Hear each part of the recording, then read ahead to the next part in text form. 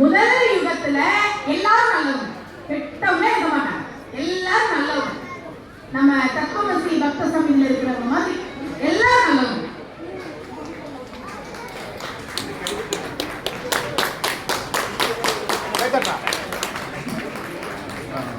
அடுத்த யுகத்துல பாதி நல்லவர்கள் பாதி கெட்டவர்கள், பாதி பாதி. அடுத்த யுகத்துல முக்கால்வாசி கெட்டவங்க, கால்வாசி நல்லவங்க. கலியுகத்துல 99.9% கெட்டவர்கள், 0.1 தான் நல்லவர்கள். அந்த 0.1 நம்ம இருக்கிறதுனால ஆன்மீகத்துல இருக்கும். கேட்கிறாங்க பாண்டவர்கள் கிருஷ்ணா கிட்ட, கிருஷ்ணா இந்த கலிகாலம் எப்படிதான் கிருஷ்ணா இருக்கும்? கிருஷ்ணன் என்ன பண்ணா, நாக்கு பக்கமே அம்பு விட்டான். அம்பு விட்டு நீங்க போய் எடுத்துவாங்க அப்படின்னா பீமன் போறான். பீமன் போய் ஒரு அம்பை எடுக்கிறான். அந்த இடத்துல சுத்தி 4 கிணறு இருக்கு, தண்ணிக்கு பொங்கி வழியுது. நடுவுல ஒரு கிணறு வறண்டு போயிட்டு தண்ணியே இல்லை. இது எப்படி எப்படி யோசிச்சுட்டு அவன் வந்துட்டான். அடுத்த அர்ஜுனன் போனான். அவன் போய் வில்ல எடுக்கிறான்.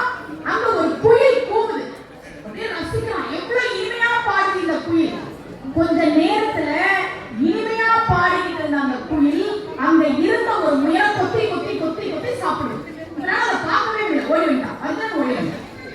அடுத்து சகாதேவன் போய் ஒரு வில்ல எடுத்தான். அங்க பாத்தீங்கன்னா ஒரு மாடு அப்பதான் கன்றுக்குட்டியே பிரசவிக்க போகுது. கன்றுக்குட்டி பிறந்துருச்சு. இந்த பசு நாக்காலேயே சுத்தம் பண்ணல கன்றுக்குட்டி, அது மாதிரி நாக்காலே சுத்தம் பண்ணுது. பண்ணிக்கிட்டே இருக்கு. இந்த கன்றால வழி தாங்க முடியல, பிறந்த சிசு பண்ணி பண்ணி பண்ணி அது உடம்பெல்லாம் ரத்தமாகி கன்றுக்குட்டி உடம்புல இருந்து ரத்தமா வருது. அதனால அதை பார்க்க முடியல, ஓடி வந்துட்டான். அடுத்து போனான். வில்ல எடுத்து பார்த்தா ஒரு பெரிய பாறை உருண்டு வருது.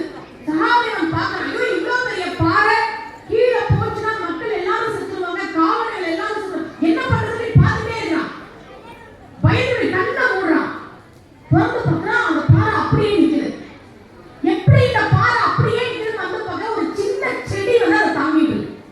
இவ்வளவு பெரிய பாறையை இந்த சின்ன செடி எப்படி தாங்கிச்சு யோசிச்சுட்டே வந்துட்டான். கிருஷ்ணன் கேட்டான், எல்லாரும் என்னென்ன பாத்தீங்க? பீமன் சொன்னா, 4 நிரம்பி வழியிற கிணத்துக்கு நடுவுல ஒரு வறண்ட கிணறு இருந்தது. அதுதான் கலிகாலம். நிறைய பணக்காரங்க இருக்காங்க, அவங்களுக்கு நடுவுல ஏழைகள் இருப்பாங்க, ஆனா இவங்க உதவி பண்ண மாட்டாங்க. அர்ஜுனன் சொன்னா, குயில் இமையா பாடுச்சு, ஆனா முயலை கொத்தி கொத்தி சாப்பிட்டுச்சு. ஏன்னு எனக்கு புரியல. அவர்கள் தான் போலி மதவாதிகள். கடவுள்கிட்ட வாங்க கடவுள்கிட்ட வாங்க கூப்பிடுவாங்க, மக்கள் வந்ததுன்னா நான் தான் கடவுள். 4 நிரம்பி வழியிற கிணத்துக்கு நடுவுல ஒரு வறண்ட கிணறு இருந்தது. அதுதான் கலிகாலம். நிறைய பணக்காரங்க இருக்காங்க, அவங்களுக்கு நடுவுல ஏழைகள் இருப்பாங்க, ஆனா இவங்க உதவி பண்ண மாட்டாங்க. அர்ஜுனன் சொன்னா, குயில் இமையா பாடுச்சு, ஆனா முயலை கொத்தி கொத்தி சாப்பிட்டுச்சு. ஏன்னு எனக்கு புரியல. அவர்கள் தான் போலி மதவாதிகள். கடவுள்கிட்ட வாங்க கடவுள்கிட்ட வாங்க கூப்பிடுவாங்க, மக்கள் வந்ததுன்னா நான் தான் கடவுள், என்ன கூப்பிடுவாங்க. அவங்க கிட்ட ஜாக்கிரதையா இருக்கணும். கலிகாலம் அப்படிதான் இருக்கும். நகரன் சொன்னா, ஏன் அந்த பசுமாடு கன்றுக்குட்டியை சுத்தம் பண்ணி இப்படி கொடுமைப்படுத்துச்சு? அதுதான் கலிகாலத்தில் இருக்கக்கூடிய பெற்றோர்கள். பிள்ளைங்களுக்கு நல்லது பண்றதா நினைச்சு என்ன எல்லாரும் அமைதியா இருங்க. உங்களை சொல்ல பொதுவா சொன்னேன். சகாதேவன் கேட்டா, அவ்வளவு பெரிய பாறை கிருஷ்ணா, சின்ன செடி எப்படி தாக்குச்சு எனக்கு புரியவே இல்லை. கிருஷ்ணன் சொன்னா, அந்த பெரிய பாறை தான் கலிகாலத்தில் இருக்கக்கூடிய தீமைகள். எல்லாரும் மண்ணுக்குள்ளே வண்ணம் இருக்கும், எல்லாரும்